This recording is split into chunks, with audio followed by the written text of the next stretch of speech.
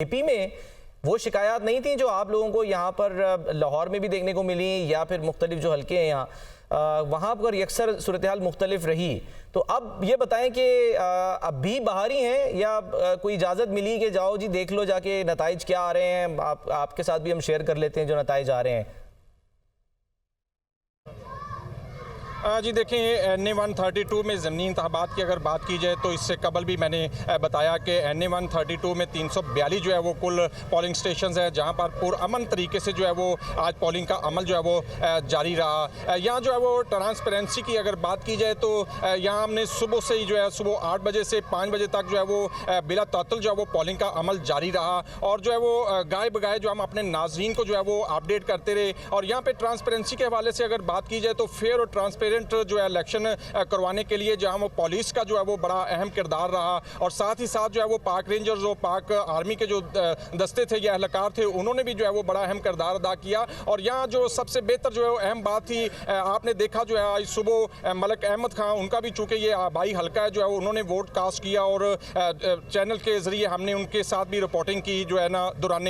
Vote casting. और उसके बाद जो है वो इसी हल्का के जो उम्मीदवार हैं जो सुन्नी इत्तेहाद कौंसिल के जो है वो उन्होंने भी जो है वो जब वोट कास्ट किया तो हमने उनको भी कवर किया और उनकी भी जो है वो लाइव जो है वो उनको भी लिया। सरदार मोहम्मद हुसैन डोगर जो है वो सुन्नी इत्तेहाद कौंसिल के, इसलिए जो है वो यहाँ ये ऐसा वाक़या कोई पेश नहीं आया, ना खुशगवार वाक़या कोई पेश आया और ना ही कोई ऐसा कोई शिकायत कोई मसूल हुई है कि जिससे हम ये कह सकते हैं जो कि भी सुन्नी इत्तेहाद कौंसिल को या मुस्लिम लीग नून को जो है वो फेवर किया गया या किसी पार्टी को जो है वो वन साइडेड जो है वो फेवर किया गया। अलबत्ता जो है वो सुन्नी इत्तेहाद कौंसिल के जो है वो सरदार मोहम्मद हुसैन डोगर जो है वो जब उनसे हमारी गुफ्तगू हुई तो उन्होंने जो है वो सिक्योरिटी पे कुछ सवालिया निशान जो है वो उठाए, जबकि मलक अहमद खान ने जो है वो सिक्योरिटी के हवाले से जो है वो इत्मीनान का इजहार किया। यहाँ पे जो है वो सुबह से जो है वो चूँकि ज़मीनी इंतखाबात में जो है वो ये प्रैक्टिस रही है कि ज़मीनी इंतखाबात में जो पोलिंग का अमल जो है वो सुस्त रवि का शिकार रहता है और इस दफ़ा भी जो है वो ऐसा ही कुछ देखने को नज़र आया कि पोलिंग का अमल जो है वो सुस्त रवि का शिकार रहा। चूँकि जो है वो गो के 12 बजे से पहले जो है ये तवक्को की जा रही थी कि गर्मी की शिद्दत है और इतवार का दिन है तो सेकंड जो शिफ्ट है जो है लास्ट पे जो है वो वोटर्स निकलेगा और वोट कास्ट करेगा, लेकिन वो एक्सपेक्टेशंस भी जो है वो यहाँ पर नहीं पूरी हो सकी। उम्मीदवारान का भी जानब से जो तवक्को की जा रही थी उस लेवल का जो है वो टर्न आउट जो है वो यहाँ देखने को नहीं आया है। यहाँ बात अगर की जाए कि सिक्योरिटी के हवाले से तो सिक्योरिटी के यहाँ पे जो है वो 342 पोलिंग स्टेशन जो है वो हालांकि यहाँ पे 60 हसास पोलिंग स्टेशन भी थे, लेकिन यहाँ पे जो है तमाम जो है वो पोलिंग स्टेशन पे पुरअमन तरीके से जो है वो पोलिंग का अमल जारी रहा है। अगर बात की जाए तो हालिया जो है वो रिजल्ट्स की जो है वो तो 342 जो है वो पोलिंग स्टेशन से रिजल्ट्स मसूल भी होना शुरू हो गए हैं। तो हमारे पास जो है ताज़ा इतलात के मुताबिक जो है वो गैर हतमी गैर सरकारी नताइज के मुताबिक जो है वो 67 जो है वो पोलिंग स्टेशन का जो है वो रिजल्ट्स हमें मसूल हो चुके हैं, जिसके मुताबिक जो है वो मलक मोहम्मद अहमद खान जो है वो 41,707 वोट लेकर जो है वो पहले नंबर पे हैं। मलक रशीद अहमद जो है वो पाकिस्तान मुस्लिम लीग नून के 41,700 वोट लेकर पहले नंबर पे हैं, जबकि दूसरे नंबर पे सुन्नी इत्तेहाद कौंसिल के सरदार मोहम्मद हुसैन डोगर जो है 19,545 वोट लेकर जो है वो दूसरे नंबर पे हैं। जो कि जैसे कि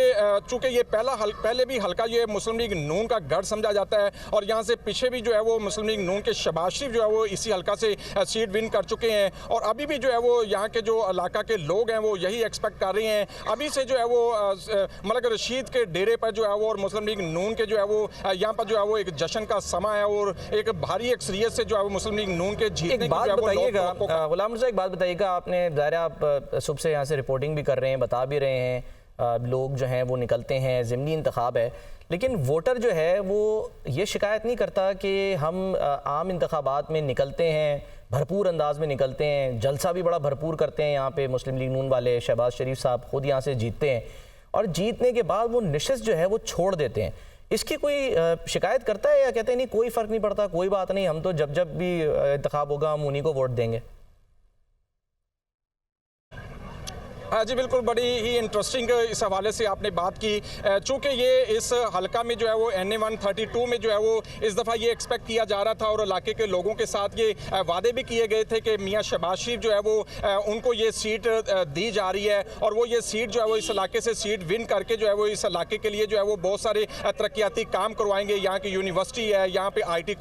IT यूनिवर्सिटी के लिए डिमांड थी लोगों की और यहाँ पे जो है वो वोटर्स है वो उनकी ये एक तवक्कुआत थी कि जो है वो मियाँ शहबाज शरीफ जो है वो जब उनकी पार्टी जो है वो इक़्तिदार में आएगी और वो वज़ीर आज़म बन भी गए और इन लोगों का ये मानना था कि भी जो है वो हमारे लिए इस दफ़ा ये बहुत सारा कुछ कसूर के लिए किया जाएगा। और ये चीज़ें जो है वो मलिक अहमद खान ने भी अपने जो जलसे हैं, जब कैंपेन चलाई जो है वो शहबाज शरीफ की, तो उन्होंने अपने जलसों में भी बरमला इस बात का जिक्र किया कि शहबाज शरीफ जो है वो जब ये सीट जीतेंगे तो कसूर के लिए नो डाउट जो है वो यहाँ पर ये तरक्याती काम और दूसरे अजला की निस्बत जो है वो ज़्यादा करेंगे। और ये